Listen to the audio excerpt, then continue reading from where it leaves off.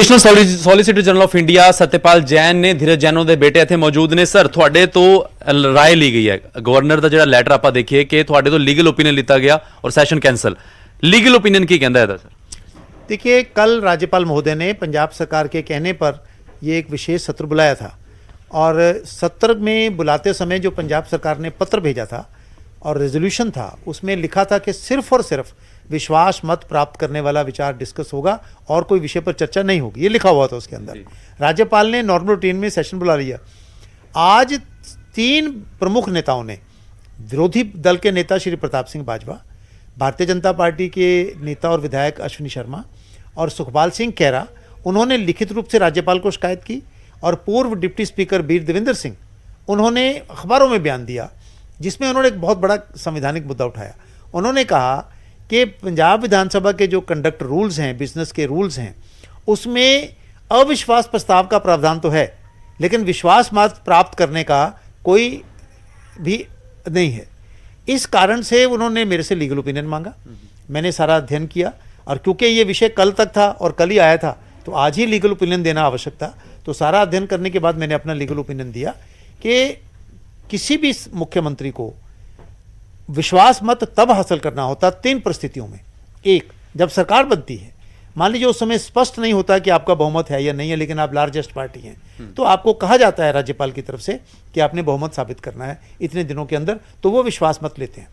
दूसरी स्थिति, मान लीजिए आपको जब सरकार बनी तब बहुमत था, बाद में कहीं शंका पैदा हो गई है, कोई तोड़फोड़ हो गई है, कुछ लोग छोड़ रहे हैं, समर्थन वापस ले रहे हैं, उस स्थिति में राज्यपाल उनको कहते हैं कि आप विश्वास मत प्राप्त करो।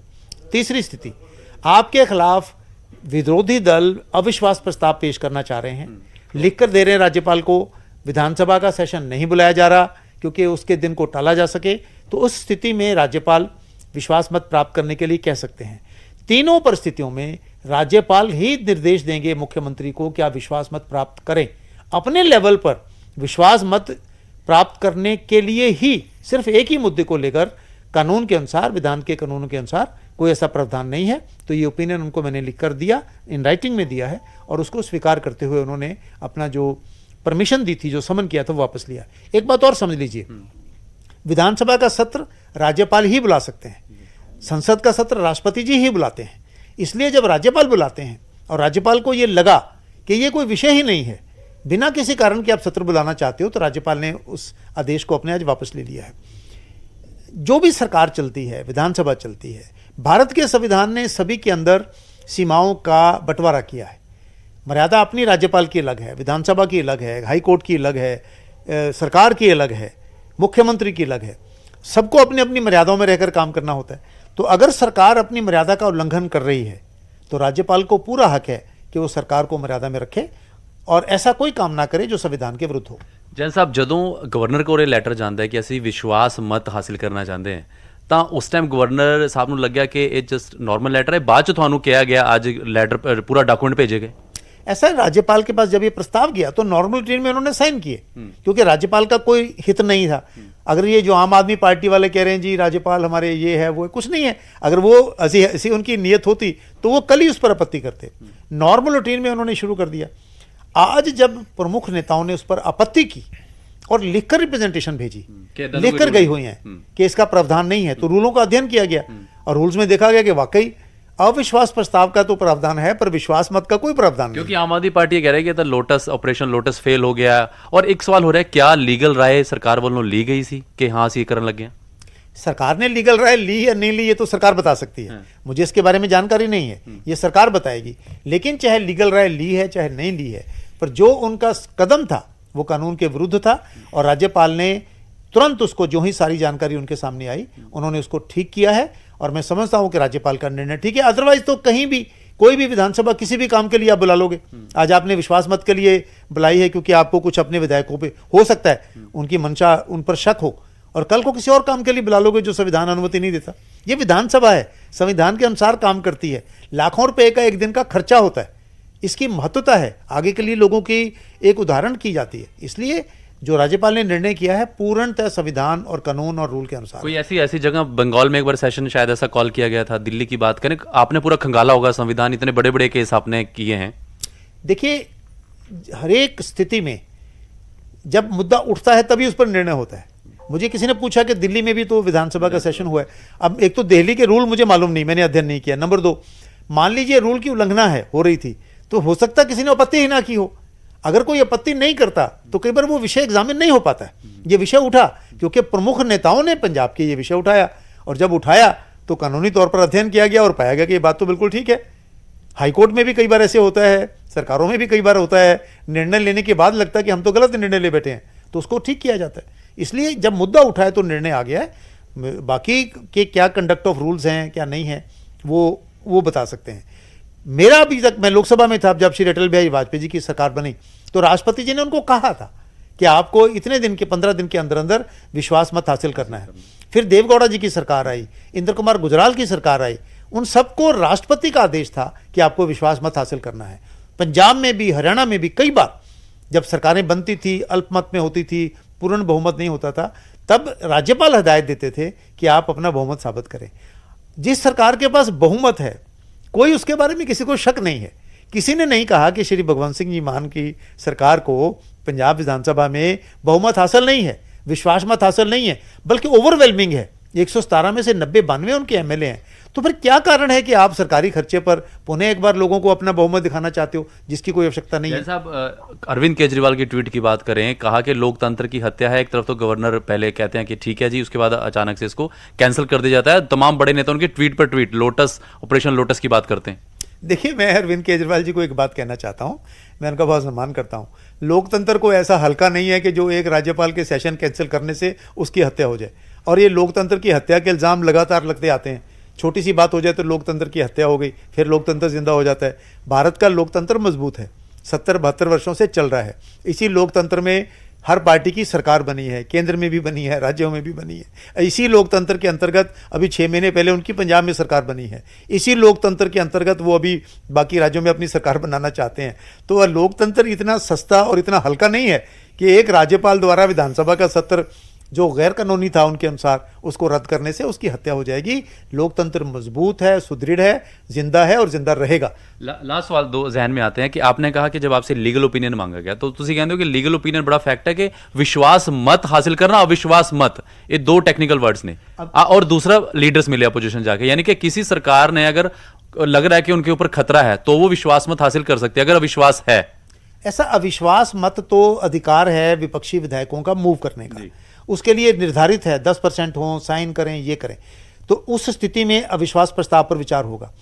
विश्वास प्रस्ताव तब हो सकता है जब राज्यपाल उनको कहें कि भी मुझे शक है कि आपके पास बहुमत नहीं है, मुझे शक है कि आपकी सपोर्ट खत्म हो गई है। जैसे अभी मध्य प्रदेश में हुआ, महाराष्ट्र में हुआ।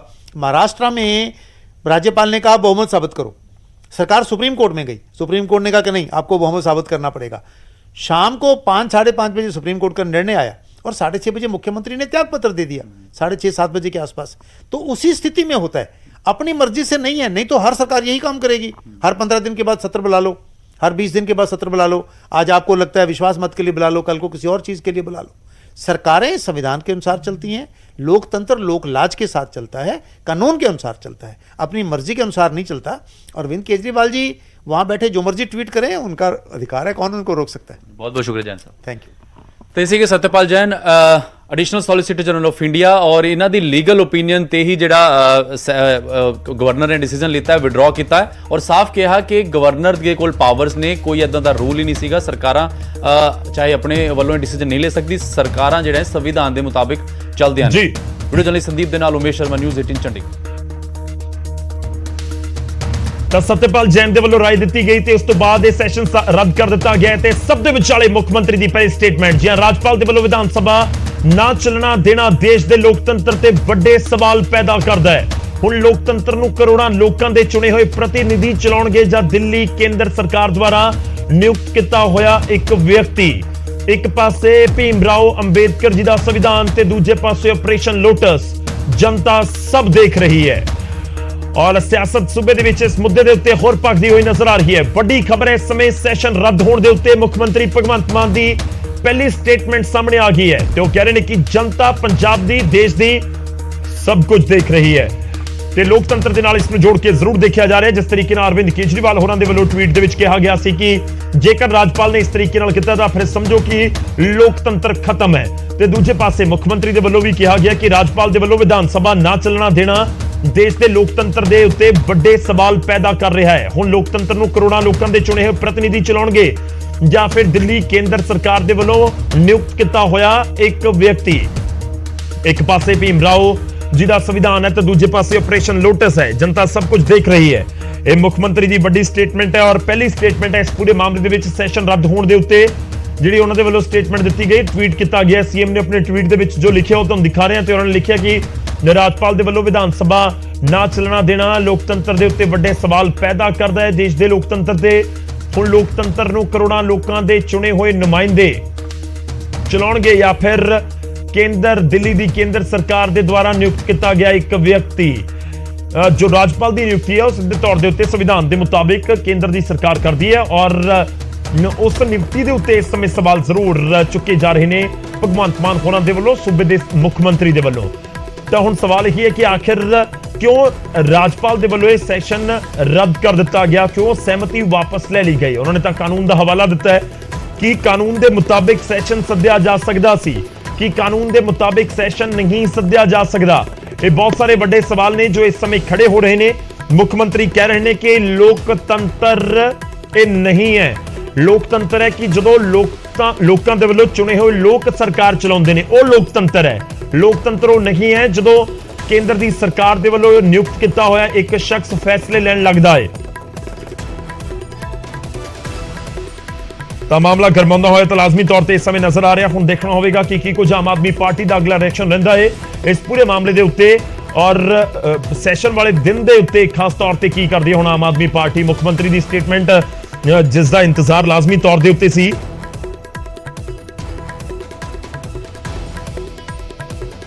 ਤਾਂ ਇੰਤਜ਼ਾਰ ਮੁੱਖ ਮੰਤਰੀ ਦਾ ਬਿਆਨ ਸਾਹਮਣੇ ਆਇਆ ਤੇ ਉਹ ਸੈਸ਼ਨ ਰੱਦ ਹੋਣ ਦੇ ਉੱਤੇ ਰਾਜਪਾਲ ਦੇ ਫੈਸਲੇ ਤੇ ਸਵਾਲ ਚੁੱਕ ਰਹੇ ਨੇ ਤੇ ਸਵਾਲ ਚੁੱਕਦੇ ਹੋਏ ਕਹਿ ਰਹੇ ਨੇ ਕਿ ਲੋਕਤੰਤਰ ਦੇ ਵਿੱਚ ਕੀ ਹੁੰਦਾ ਹੈ। ਲੋਕਤੰਤਰ ਦੇ ਵਿੱਚ ਹੁੰਦਾ ਹੈ ਕਿ ਜਦੋਂ ਲੋਕਾਂ ਦੇ ਵੱਲੋਂ ਚੁਣੇ ਗਏ ਲੋਕ ਫੈਸਲਾ ਕਰਦੇ ਨੇ। ਲੋਕਾਂ ਦੇ ਵੱਲੋਂ ਚੁਣੇ ਹੋਏ ਕੌਣ ਨੇ? ਆਮ ਆਦਮੀ ਪਾਰਟੀ ਦੇ ਵਿਧਾਇਕ ਨੇ, ਸਰਕਾਰ ਹੈ, ਮੁੱਖ ਮੰਤਰੀ ਨੇ, ਕਿਉਂਕਿ ਵੋਟਾਂ ਪਈਆਂ, ਵੋਟਾਂ ਦੇ ਜ਼ਰੀਏ ਲੋਕਤੰਤਰ ਦੀ ਪ੍ਰਕਿਰਿਆ ਦੇ ਜ਼ਰੀਏ ਪੰਜਾਬ ਦੇ ਵਿੱਚ ਸਰਕਾਰ ਚੁਣੀ ਗਈ। ਇਹ ਸਰਕਾਰ ਦਾ ਕਹਿਣਾ ਹੈ, ਇਹ ਭਗਵੰਤ ਮਾਨ ਮੁੱਖ ਮੰਤਰੀ ਦਾ ਕਹਿਣਾ ਹੈ ਤੇ ਉਹਨਾਂ ਨੇ ਕਿਹਾ ਕਿ ਲੋਕਤੰਤਰ ਕੌਣ ਚਲਾਉਂਦਾ ਹੈ? ਲੋਕਾਂ ਦੇ ਵੱਲੋਂ ਚੁਣੇ ਗਏ ਲੋਕ ਚਲਾਉਂਦੇ ਨੇ ਤੇ ਲੋਕਤੰਤਰ ਜੇਕਰ ਦਿੱਲੀ ਦੀ ਕੇਂਦਰ ਦੀ ਸਰਕਾਰ ਦੇ ਵੱਲੋਂ ਚੁਣੇ ਹੋਏ ਇੱਕ ਸ਼ਖਸ ਦੇ ਵੱਲੋਂ ਜਾਂ ਨਿਯੁਕਤ ਕੀਤੇ ਗਏ ਇੱਕ ਸ਼ਖਸ ਦੇ ਵੱਲੋਂ ਉਸ ਦੇ ਉੱਤੇ ਕੋਈ ਫੈਸਲਾ ਲਿਆ ਜਾਂਦਾ ਹੈ ਤਾਂ ਫਿਰ ਇਹ ਸਵਾਲ ਖੜੇ ਹੁੰਦੇ ਨੇ। ਹਾਲਾਂਕਿ ਰਾਜਪਾਲ ਦੇ ਵੱਲੋਂ ਤਰਕੇ ਦਿੱਤਾ ਜਾ ਰਿਹਾ ਹੈ ਇਸ ਪੂਰੇ ਮਾਮਲੇ ਦੇ ਵਿੱਚ ਕਿ ਕਾਨੂੰਨ ਦੀ ਕੋਈ ਤਜਵੀਜ਼ ਅਜਿਹੀ ਨਹੀਂ ਹੈ ਜਿਸ ਦੇ ਵਿੱਚ ਵਿਧਾਨ ਸਭਾ ਦਾ ਸਪੈਸ਼ਲ ਸੈਸ਼ਨ ਸੱਦਿਆ ਜਾ ਸਕੇ, ਉਹ ਵੀ ਸਿਰਫ ਕੌਨਫੀਡੈਂਸ ਮੋਸ਼ਨ ਦੇ ਲਈ। ਤਾਂ ਕੌਨਫੀਡੈਂਸ ਮੋਸ਼ਨ ਦੇ ਲਈ ਇਸ ਤਰੀਕੇ ਨਾਲ ਕੋਈ ਸਪੈਸ਼ਲ ਸੈਸ਼ਨ ਨਹੀਂ ਸੱਦਿਆ ਜਾ ਸਕਦਾ ਤੇ ਕਹਿੰਦੇ ਹੋਏ ਉਹਨਾਂ ਦੇ ਵੱਲੋਂ ਸੈਸ਼ਨ ਨੂੰ ਰੱਦ ਕਰ ਦਿੱਤਾ ਗਿਆ, ਜਿਸ ਦੇ ਉੱਤੇ ਹੁਣ ਕਰੜਾ ਇਤਰਾਜ਼ ਜਤਾਇਆ ਜਾ ਰਿਹਾ ਹੈ। ਪਹਿਲੀ ਤਸਵੀਰ, 4 ਤਸਵੀਰਾਂ ਇਸ ਸਮੇਂ ਤੁਸੀਂ ਦੇਖ ਰਹੇ ਹੋ।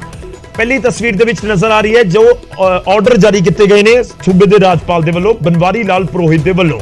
ਦੂਜੀ ਤਸਵੀਰ ਦੇ ਵਿੱਚ ਤੁਹਾਨੂੰ ਵੱਡੀ ਖਬਰ ਦਿਖਾ ਰਹੇ ਹਾਂ ਵਿੰਡੋ ਦੇ ਵਿੱਚ, ਜਿਸ ਦੇ ਵਿੱਚ ਮੁੱਖ ਮੰਤਰੀ ਦਾ ਬਿਆਨ ਸਾਹਮਣੇ ਆਇਆ ਹੈ। ਤੇ ਤੀਜੀ, ਇਸ ਇਜਲਾਸ ਰੱਦ ਹੋਣ ਦੇ ਕੀ ਮਾਇਨੇ ਨੇ, ਕਿਉਂ ਰੱਦ ਹੋਇਆ, ਕਈ ਸਵਾਲ ਖੜੇ ਹੁੰਦੇ ਨੇ, ਉਹ ਤਸਵੀਰ ਤੁਸੀਂ ਦੇਖ ਰਹੇ ਹੋ। ਤੇ ਚੌਥੀ, ਸੈਸ਼ਨ ਦੇ ਅੰਦਰ ਦੀ, ਇਹ ਉਹ ਪੁਰਾਣੀਆਂ ਤਸਵੀਰਾਂ ਨੇ ਜੋ ਵੀਰਵਾਰ ਨੂੰ ਵੀ ਨਜ਼ਰ ਆ ਸਕਦੀਆਂ ਸੀ ਪਰ ਹੁਣ ਨਹੀਂ ਆਉਣਗੀਆਂ ਕਿਉਂਕਿ ਸੈਸ਼ਨ ਨਹੀਂ ਹੋਏਗਾ, ਰਾਜਪਾਲ ਦੀ ਮਨਜ਼ੂਰੀ ਨਹੀਂ ਮਿਲੀ ਹੈ। ਆਪਰੇਸ਼ਨ ਕਥਿਤ ਆਪਰੇਸ਼ਨ ਲੋਟਸ ਨੂੰ ਲੈ ਕੇ ਸੈਸ਼ਨ ਸੱਦਿਆ ਗਿਆ ਸੀ। ਹਾਲਾਂਕਿ ਬੀਜੇਪੀ ਨੇ ਦਿਨ ਦੇ ਵਿੱਚ ਹੀ ਆ ਕੇ ਪ੍ਰੈਸ ਕਾਨਫਰੰਸ ਕਰਕੇ ਪਹਿਲਾਂ ਹੀ ਇਸ ਸੈਸ਼ਨ ਦਾ ਬਾਈਕਾਟ ਕਰਨ ਦਾ ਐਲਾਨ ਕਰ ਦਿੱਤਾ ਸੀ ਤੇ ਇਸ ਐਲਾਨ ਦੇ ਵਿਚਾਲੇ ਹੁਣ ਹਮਲਾਵਰ ਨੇ ਮੁੱਖ ਮੰਤਰੀ ਵੀ ਤਿੱਖਾ ਮੁੱਖ ਮੰਤਰੀ ਦੇ ਵੱਲੋਂ ਤਿੱਖਾ ਪ੍ਰਤੀਕਰਮ ਦਿੱਤਾ ਗਿਆ। ਇਸ ਸਭ ਦੇ ਵਿਚਾਲੇ ਵਿਰੋਧੀ ਕੀ ਕੁਝ ਕਹਿ ਰਹੇ ਨੇ ਉਹ ਵੀ ਤੁਹਾਨੂੰ ਸੁਣਾਉਂਦੇ ਹਾਂ ਕਿਉਂਕਿ ਪ੍ਰਤਾਪ ਬਾਜਵਾ ਦਾ ਜ਼ਿਕਰ ਕੀਤਾ ਗਿਆ ਰਾਜਪਾਲ ਦੇ ਵੱਲੋਂ ਕਿ ਉਹਨਾਂ ਦੇ ਵੱਲੋਂ ਇਸ ਪੂਰੇ ਮਾਮਲੇ 'ਚ ਮੰਗ ਕੀਤੀ ਗਈ ਸੀ, ਇਸ ਕਰਕੇ ਅਸੀਂ ਫੈਸਲਾ ਲਿਆ ਹੈ। ਸੁਣਾਉਂਦੇ ਹਾਂ ਤੁਹਾਨੂੰ ਕੀ ਕੁਝ ਕਹਿ ਰਹੇ ਨੇ ਵਿਰੋਧੀ ਧਿਰ ਦੇ ਆਗੂ, ਕਾਂਗਰਸੀ ਆਗੂ ਪ੍ਰਤਾਪ ਬਾਜਵਾ ਤੇ ਦੂਜੇ ਪਾਸੇ ਬੀਜੇਪੀ ਆਗੂ ਰਾਜਕੁਮਾਰ ਵੇਰਕਾ। ਰਾਜਪਾਲ ਸਾਹਿਬ ਦੇ ਫੈਸਲੇ ਨੂੰ ਵੈਲਕਮ ਕਰਨਾ ਇੱਕ ਹਿਸਟੋਰਿਕ ਫੈਸਲਾ ਹੈ ਪਨਵਾਰੀ ਲਾਲ ਪੁਰੋਹਿਤ ਜੀ ਦਾ। ਇਹ ਆਮ ਆਦਮੀ ਪਾਰਟੀ ਨੇ ਸਾਰੇ ਕਾਇਦੇ ਕਾਨੂੰਨ ਛਿੱਕੇ ਟੰਗ ਦਿੱਤੇ, ਕੋਈ rules regulations procedure of assembly ਜਿਹੜੀ ਹੈ ਉਹ ਲਾਅ ਹੀ ਨਹੀਂ ਕਰਦੇ। ਕੱਲਾ ਇਹ ਆਪੋਜੀਸ਼ਨ ਪਾਰਟੀ ਨੋ ਕੌਨਫੀਡੈਂਸ ਲੈ ਕੇ ਆ ਸਕਦੀ। ਪੰਜਾਬ ਦੇ ਵਿੱਚ 17 ਸਾਲਾਂ ਚ ਜਦੋਂ ਦੀ ਅਸੈਂਬਲੀ ਬਣੀ 1952 ਤੋਂ ਲੈ ਕੇ ਇੱਕ ਵਾਰ ਵੀ ਇਹ ਨਹੀਂ ਹੋਇਆ। There is no provision by the book. ਇਹ ਬਿਲਕੁਲ ਉਲੰਘਣਾ ਕੀਤੀ ਜਾ ਰਹੀ ਸੀ। ਐਂਡ ਰਾਜਪਾਲ ਸਾਹਿਬ ਨੇ ਜੋ ਇਹ ਕੀਤਾ ਇੰਸਟੀਟਿਊਸ਼ਨ ਨੂੰ ਬਚਾਇਆ ਤਬਾਹ ਹੋਣ ਤੋਂ। ਮੈਂ ਉਹਨਾਂ ਨੂੰ ਇਹ ਗੱਲ ਕਹੀ ਸੀ ਕਿ ਇੰਸਟੀਟਿਊਸ਼ਨਸ ਤਬਾਹ ਕਰ ਰਹੇ ਨੇ, ਕੋਈ ਰੂਲ ਕੋਈ ਰੈਗੂਲੇਸ਼ਨ ਅਸੈਂਬਲੀ ਦਾ ਅਲਾਉ ਨਹੀਂ ਕਰਦਾ summoning of a session, no confidence ਦਾ ਵੋਟ ਲੈਣ ਦਾ। ਇਹਨਾਂ ਕੋ ਪੂਰਾ ਵੋਟ ਹੈ, ਕਿਸੇ ਆਪੋਜੀਸ਼ਨ ਪਾਰਟੀ ਨੇ ਡਿਮਾਂਡ ਨਹੀਂ ਕੀਤੀ ਇਹਦੇ ਚ ਪੈਸਾ ਸਾਡੇ 1 ਕਰੋੜ ਰੁਪਇਆ ਕੱਲ ਲੱਗਣਾ, ਤਬਾਹ ਹੋ ਜਾਣਾ। ਇਹ ਨਿਰੀ ਇੱਕ ਡਰਾਮੇਬਾਜ਼ੀ ਕੀਤੀ 1400 ਕਰੋੜ ਪੰਜਾਬ ਚ ਆ ਚੁੱਕਾ ਹੋਇਆ, 25-25 ਕਰੋੜ ਰੁਪਏ। ਨਹੀਂ 1400 ਕਰੋੜ ਵਾਸਤੇ ਨਵਾਂ ਸੈਸ਼ਨ ਬੁਲਾਉਣ ਦੀ ਲੋੜ ਹੈ। 1400 ਕਰੋੜ ਦਾ ਕਿਹੜਾ ਨਵਾਂ ਪੈਸਾ ਆਇਆ? ਉਹ ਤੇ ਬਾਹਰੋਂ ਤੁਸੀਂ ਲੋਨ ਦੀ ਗੱਲ ਕਰਦੇ ਹੋ, ਤੁਸੀਂ ਉਹਦੀ ਗੱਲ ਕਰਦੇ ਹੋ ਲੋਨ ਦੀ। ਉਹ ਤਾਂ ਲੋਨ ਚੁੱਕੇ ਆ ਜੀ। ਅੱਗੇ ਪੰਜਾਬ ਦੇ ਉੱਤੇ ਕਰਜ਼ਾ ਥੋੜਾ ਹੋਰ ਚੁੱਕ ਲਿਆ ਤੇ ਕਹਿੰਦੇ ਅਸੀਂ ਕਰਜ਼ਾ ਹੀ ਕੋਈ ਨਹੀਂ ਚੁੱਕਣਾ ਜੀ। ਕਦੀ ਹੋਇਆ ਕਿ ਸਰਕਾਰ ਨੇ ਸੈਸ਼ਨ ਬੁਲਾਇਆ ਹੋਵੇ ਔਰ ਰਾਜਪਾਲ ਮਨਾ ਕਰਦੇ? ਕਦੀ ਇਤਿਹਾਸ 'ਚ ਹੋਇਆ? ਕਦੀ ਇਹ ਚੀਜ਼ ਕਦੀ ਇਤਿਹਾਸ 'ਚ ਤਾਂ ਨਹੀਂ ਹੋਇਆ ਕਿ ਜਿੰਨੀਆਂ ਪਹਿਲੇ ਦੀਆਂ ਸਰਕਾਰਾਂ ਰਹੀਆਂ ਨੇ ਕਦੀ ਵੀ ਉਹਨਾਂ ਸਰਕਾਰਾਂ ਨੇ ਇਹੋ ਜਿਹਾ ਅਨਕਨਸਟੀਟਿਊਸ਼ਨਲ ਕਦੇ ਵੀ ਨਹੀਂ ਉਠਾਇਆ। ਜੇ ਰੂਲ ਪਰਮਿਟ ਕਰਨਗੇ ਤਾਂ ਹੀ ਹੋ ਸਕਦਾ ਨਾ ਸੈਸ਼ਨ, ਜੇ ਰੂਲਸ ਹੀ ਪਰਮਿਟ ਨਹੀਂ ਕਰਦੇ। मैं समझना है कि गवर्नर पंजाब ने संविधान की रक्षा की है। जिस तरीके दे नाल गैर संविधानिक तरीके दे नाल आम आदमी पार्टी संविधान की उलंघना करके ये इजलास बुला रही और अपने पैरों नूं पक्कियां करने वास्ते बई इन्हां नूं डर पैदा हो गया बई किते उन्हां दे एमएलए दूजी पार्टियां च भज ना जाण। ते एक कानून ये कहता है कि जे अज तुसीं बहुमत साबित कर लेंदे हो ते फिर 6 महीने दोबारा बहुमत साबित करने की लोड़ नहीं। शायद इसे गल वास्ते कि कम से कम 6 महीनों लई असीं पक्के हो जाइए। भाई जेकर तुहाडे एमएलए तुहाडे नाल पक्के ने ते तुहानूं डर किस चीज दा? फिर सैशन क्यों बुलाना चाहते हो? क्यों बहुमत साबित करना चाहते हो? तुहानूं किन्ने चैलेंज किया, किन्ने चुनौती दी बहुमत साबित करने दी? और मैं समझना है कि राज्यपाल का फैसला बिल्कुल ठीक है और जिहड़ा आम आदमी पार्टी का फैसला गैर संविधानिक सी, इस नूं रोकिया बिल्कुल स्वागत करते हैं।